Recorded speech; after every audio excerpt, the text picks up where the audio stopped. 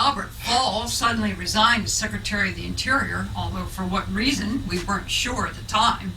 That answer would become known soon enough. But through all of this, Warren was still very popular and wanted to run for re-election. Plus he was given new life by a new idea.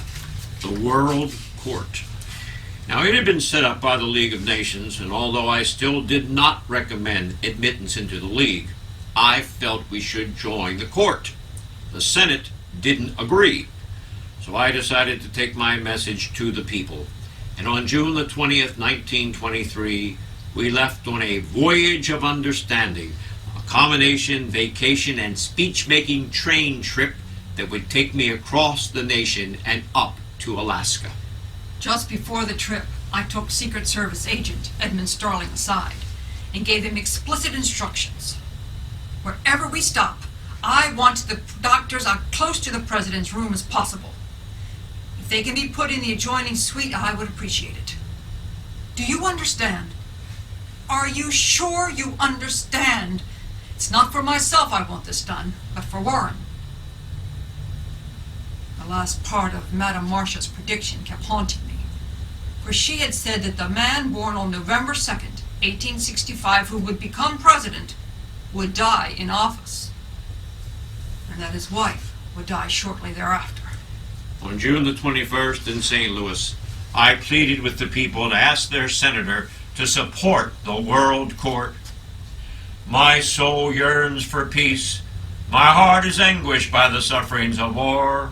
My passion is for justice over force. My hope is for a great court. My mind is made up.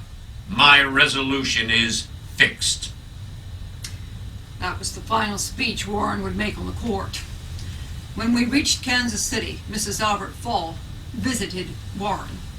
Afterward, he was visibly shaken. She may have told him about the impending Teapot Dome scandal, in which Fall had leased naval oil reserves to private oil companies at a large financial reward to himself. In Alaska, Warren received a coded message from Washington that, too, seemed to upset him. At one point, he called Herbert Hoover into his cabin and asked him, "If you knew of a great scandal in our administration, would you, for the good of the country and the party, expose it publicly or bury it?" Hoover's response? Publish it. We'll never know if Warren was going to take that advice or not. In Seattle, on July 27, 1923, he became ill and was rushed to San Francisco. At first, Dr. Sawyer said it was ptomaine poisoning and began purging Warren's body with homeopathic remedies. But actually, Warren's problem was more serious than that. He struggled and rallied. Then early in the evening on August 2nd, I was sitting with him, reading an article in the Saturday Evening Post. It was a glowing account of Warren's presidency, entitled "A Calm View of a Calm Man." The country under Harding has come to be the only legitimately prosperous country in the world.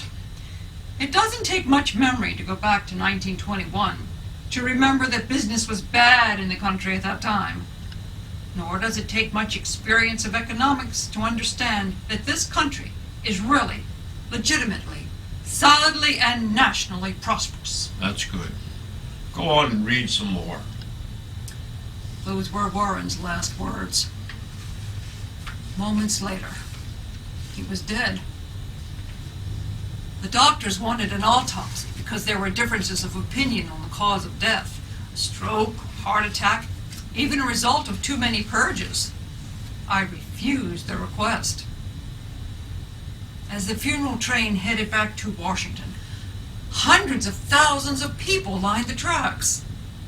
Although Warren had only been president for less than 2.5 years, it was the largest outpouring of grief at the death of a president since Abraham Lincoln.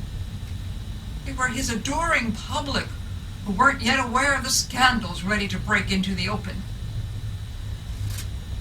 Warren was laid to rest in the East Room of the White House. The night before the funeral, I visited his coffin alone and stayed there for 1 hour talking to my Warren, who was gone. Then I took a small flower from one of the bouquets, placed it on his coffin, and said, "No one can hurt you now, Warren."